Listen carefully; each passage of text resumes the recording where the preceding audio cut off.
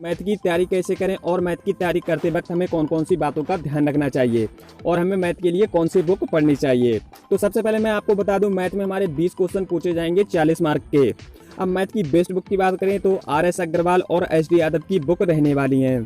तो आपका math week है, आप इन दोनों में से किसी भी बुक को ले लीजिएगा और आपसे इनसे ही पढ़ना शुरू कर दीजिएगा। ये बुक बहुत ज़्यादा बेस्ट है, तो आप इन बुक को अपने पढ़कर अपने बेसिक कंसेप्ट को बहुत अच्छी तरीके से क्लियर कर सकते हो और आप अपने मैथ में बहुत अच्छा स्कोर कर सकते हो। तो या तो आप HD यादव का बुक ले लीजिएगा या फिर आप RS अग्रवाल का बुक ले लीजिएगा, दोनों बहुत ज़्यादा बेस्ट हैं। चलिए अब हम जान लेते हैं कि मैथ की नोट्स बनाते हुए जरूर चलें। आप कहीं भी पढ़ रहे हो, आप चाहे कोचिंग से कहीं भी पढ़ रहे हो या फिर आप यूट्यूब से पढ़ रहे हो, तो आप उनके नोट्स ज़रूर बनाते हुए चलें, क्योंकि ये आपके लिए एग्जाम के टाइम में बहुत ज़्यादा यूज में आने वाले हैं। आपके लिए बहुत ज़्यादा इसमें लाभ मिलेगा। जब आपका एग्ज़ाम आ जाएगा तो आप उससे एग्ज़ाम से पहले 3 दिन 4 दिन पहले आप इन नोट्स को उठाकर देख लीजिएगा। आपने जो भी कुछ पढ़ा है आपके दिमाग में छपता चला जाएगा कि हमने ये क्वेश्चन इस तरीके से पढ़ा था, ये क्वेश्चन हमारा इस तरीके से सॉल्व हो जाएगा। और जब भी आपका उस टाइप का क्वेश्चन एग्जाम में फंसेगा तो आप बहुत ही फास्ट तरीके से उस क्वेश्चन को सॉल्व करके आ जाओगे। तो चलिए दोस्तों, अब हम जान लेते हैं कि मैथ की तैयारी कैसे करें। तो कुछ महत्वपूर्ण बातें, या पहले हम आपको बता दें कि मैथ के टॉप स्कोरिंग ऐसे कौन से हैं जो जिससे पढ़कर हम अपने मैथ में बहुत अच्छा स्कोर कर सकते हैं।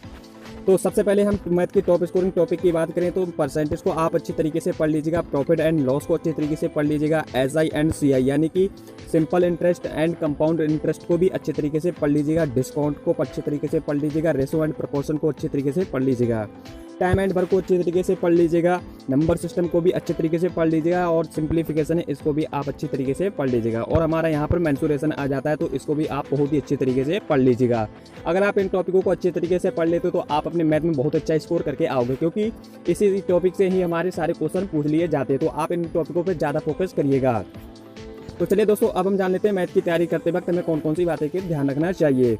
तो मैथ की तैयारी करते वक्त आपके लिए मैं बता दूं, आपके लिए अर्थमेटिक पर ज़्यादा फोकस करना है। तो हमारे जो क्वेश्चन पूछे जाते हैं तो वो ज़्यादा हमारे अर्थमेटिक से ही पूछे जाते हैं और आप जितना भी आपने पढ़ा है तो उसका रिवीजन करते रहें। तो जैसे माना कि आपने कोई भी एक टॉपिक उठा लिया परसेंटेज, तो आप उसका सबसे पहले पढ़ लीजिएगा, फिर उसके बाद में उसका आप रिवीजन कर लीजिएगा।